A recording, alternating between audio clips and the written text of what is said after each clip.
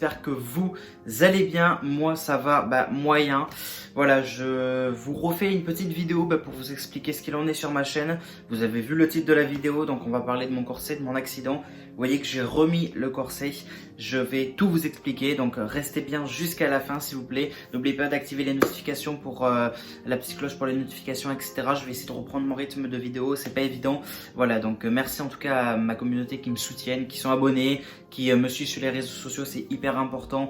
Bref, voilà, merci à ceux qui me soutiennent, ça fait plaisir parce que c'est vraiment pas évident. Bref, je vais tout vous dire. Vous le savez, ma communauté qui me suit maintenant depuis un petit moment, en avril dernier, donc en avril 2019, le 17 avril, j'ai eu un accident. J'étais à vélo, donc j'essaie de vous la faire court, j'étais donc à vélo et du coup une voiture a voulu soi-disant me doubler et elle m'a foncé dedans, elle m'a tapé à plus de 100 km/h. Voilà, Dieu merci, je suis encore là, je suis encore en vie. Bref, ce qui s'est passé, hospitalisation, voilà, plusieurs jours. J'ai eu donc 2 fractures T11, T12, donc au dos derrière.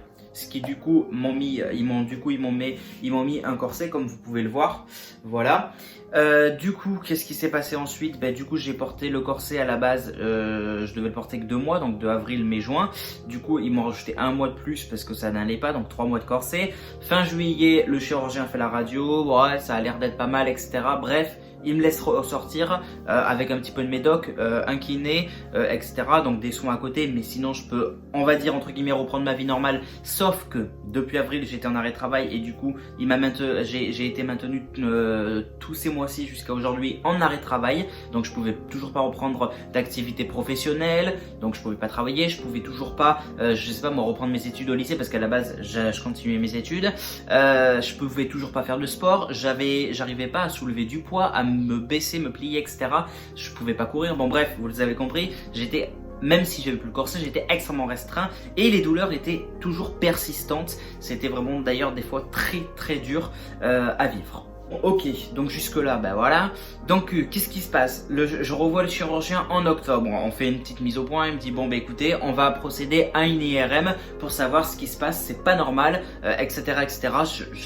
Juste avant, 2 mois avant, donc j'avais mes séances de kiné, septembre. Et du coup, oui c'est ça. Et du coup, qu'est-ce qui se passe? Il me dit mais le kiné, il essaie de me faire des postures et tout. Vous voyez, pour essayer de retravailler, remuscler le dos et tout blabla. Ok, ça n'allait pas. Ça n'allait pas. On n'arrivait pas à faire les séances. Et là, il me dit, mais c'est Dylan, il y a un sérieux problème là. Donc du coup, forcément, j'ai eu un IRM que j'ai passé début février. Et là, cette IRM a annoncé de grosses surprises très mauvaises, on va dire ça comme ça. Voilà, c'est là où je vais donc vous expliquer. Il fallait quand même que je vous réexplique ce qui s'était passé à la base parce que peut-être que mes abonnés ont un petit peu oublié, donc pour mieux comprendre et même pour les nouveaux, voilà. Ok, donc je passe mon IRM début février, donc ok.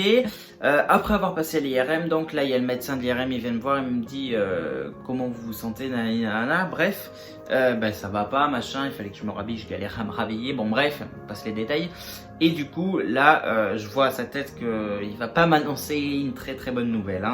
Et du coup qu'est-ce qu'il me dit? Écoutez, vous avez toujours vos 2 fractures T11, T12, donc en gros ça correspond au bas de la colonne vertébrale, à peu près, c'est presque au milieu.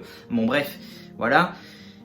Donc là dans ma tête, ok d'accord, donc en gros ce petit bip bip, bref, ce chirurgien en gros a fait une grosse connerie, voilà. Donc du coup il m'annonce donc ces 2 fractures, j'étais sidéré, clairement. Il m'annonce ces 2 fractures et du coup, comme si ce n'était pas assez, il m'annonce également un œdème. Qu'est-ce que c'est un œdème? Un œdème, donc moi j'ai chopé un œdème au disque, donc vers le disque où il y a les 2 fractures. Donc les 2 fractures sont toujours présentes à ce jour et maintenant il y a l'œdème. Et l'œdème, qu'est-ce qui se passe? En gros, c'est le disque, un de mes disques là du dos, donc où il y a la fracture, il gonfle. En gros, un disque, pour ceux qui ne voient pas, c'est vous avez la colonne vertébrale, vous avez des disques entre, comme un disque clairement, c'est pour ça qu'on appelle ça un disque parce que ça ressemble à un disque, bref.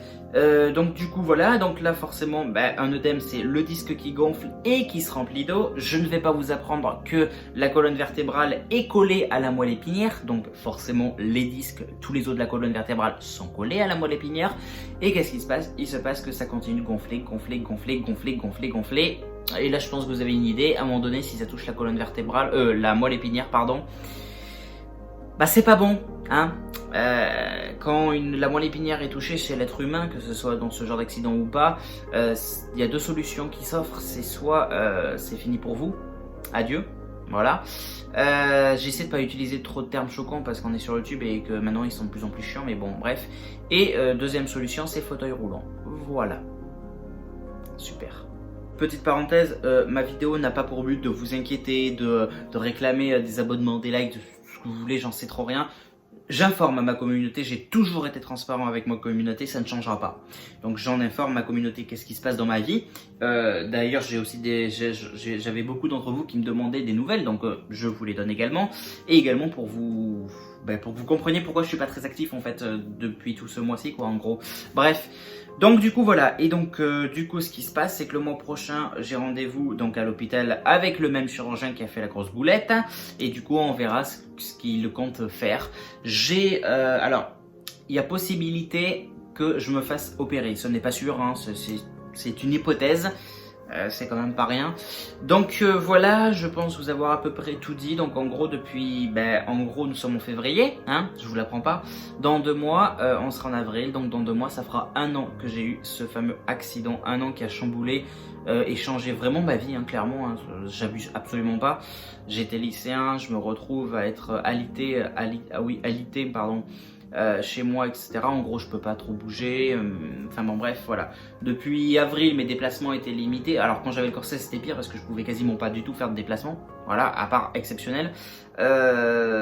Aucun effort physique, pas travailler, pas soulever de charge, rien du tout. Et du coup, ces restrictions, il y en avait certaines qui avaient sauté quand j'avais plus le corset cet été, logique. Je pouvais un peu plus me déplacer et tout, mais j'avais extrêmement mal encore. Il y avait énormément de choses que j'arrivais pas à faire.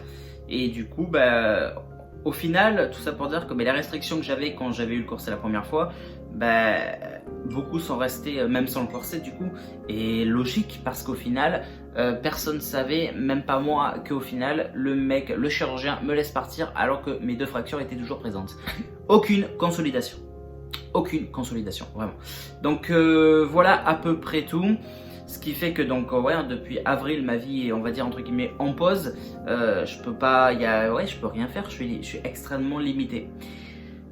Donc quand vous devez rester chez vous, que vous êtes limité dans vos déplacements, dans votre comportement, on va dire ça comme ça, le genre courir, marcher beaucoup, soulever du poids, même rester longtemps debout, je ne pouvais pas.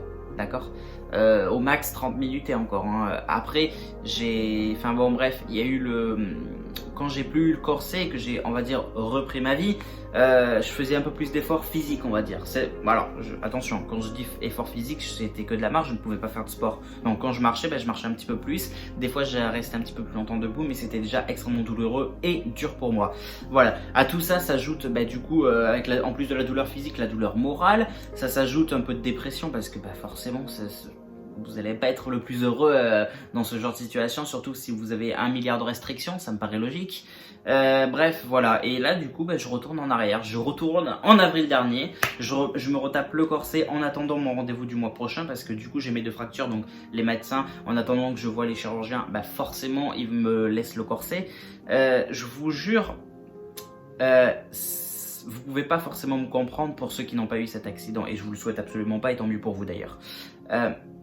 Vous pouvez pas me comprendre entièrement et vous mettre à ma place entièrement de ce que je ressens, de comment je vis tout ça, mais rien que remettre le corset, quand le médecin m'a dit « Dylan, tu remets ton corset en attendant le rendez-vous », c'était extrêmement dur pour moi. C'était extrêmement dur, c'est pas se dire « Ouais machin, vas-y, je remets un corset au pire ». Non, c'est hyper compliqué de garder ça là. H24 hein, pour info, H24 et 7 jours sur 7, ok. Je l'enlève uniquement quand je vais à la douche. Super, hein. Bref, je pense vous avoir à peu près tout dit. Donc forcément, en ce moment, ça va pas super top. Vous pouvez comprendre, je pense que j'ai pas trop la tête à faire « Ouais, salut tout le monde, aujourd'hui on se retrouve dans une nouvelle vidéo pour l'iPhone ou pour le nouveau Samsung qui est sorti, nanani, nanana ». Je loupe des sujets d'actualité, j'en ai conscience. Mais après, je fais pas YouTube non plus pour Pour ça, je fais YouTube, comme vous le savez, pour ceux qui me suivent depuis longtemps, c'était pour partager ma passion, discuter avec ma communauté, etc. Bon bref, je vais pas vous faire le speech de ça, mais en gros c'est ça, voilà. Donc je sais que je loupe des choses, mais j'espère que vous m'en excusez de cette absence. Je vais essayer de reprendre les vidéos petit à petit, mais je vous jure, moralement c'est dur. Hein. Même si je le monte pas sur YouTube, même si quand j'ai eu mon accident et que j'ai repris les vidéos petit à petit, où je souriais toujours, hey Dylan, mentalement ça va pas forcément, mais tu vois, c'est tous les youtubeurs vont pas se montrer à la caméra, vont pas faire une vidéo salut tout le monde, il y a une nouvelle iPhone qui sort et tout, c'est super, regardez, il est trop beau, vous voyez, en mode dépression, pas bien donc quoi. Bref, je vous devais cette explication, j'espère que vous me comprenez. 1, 2, 3. En tout cas, je continue malgré tout cette aventure YouTube qui me passionne toujours autant, que je kiffe toujours autant faire, ou faire des unboxings, tests de produits, présentation de tels produits, actualités sur ça, nanani nanana. J'avais même lancé des projets de séries, j'avais lancé 2 séries par semaine, je vous avoue que là pour l'instant elles sont en stand-by, logique. Mais voilà, je vous tiendrai au courant concernant l'accident. On est lundi. J'envisage vous faire un live peut-être d'ici mercredi. Je sais pas, on verra bien. Voilà, ceux qui sont pas abonnés, abonnez-vous à ma chaîne. N'oubliez pas de vous abonner, partager la vidéo autour de vous parce que en vrai, ça peut être. Je pense que les personnes qui ont vécu ce que je vis ou similaire, même si vous avez eu des accidents, ça veut pas dire que vous ne comprenez pas à 100%, vous voyez ce que je veux dire, hein, je parle vraiment de mon cas à moi là pour le coup. Bref, mais voilà, partager, ça peut vraiment être, ça peut faire du bien en vrai au moral de discuter avec d'autres personnes, de partager des moments de sa vie comme ça peut être tout con, mais ça peut faire du bien, on se sent pas seul en fait, vous voyez ce que je veux dire. Bref, donc n'oubliez pas de partager la vidéo, vous abonner si ce n'est pas déjà fait, sans oublier d'activer la cloche pour recevoir les notifications, parce que YouTube déjà ils mettent pas du tout par rapport à ça, donc si vous pouvez m'aider en activant les notifications et justement en me suivant sur les réseaux sociaux, TikTok, Facebook, Instagram, Snapchat, Twitter, tout est dans ma description, c'est pas compliqué. Voilà, je vous remercie beaucoup, merci à mes plus de 4600 abonnés, parce que ça continue d'augmenter et c'est grâce à vous et merci infiniment. J'espère qu'on va rapidement atteindre les 5000. Et puis voilà, moi je vous dis à très bientôt dans une prochaine vidéo et voilà, c'était Dylan Technologies, salut tout le monde.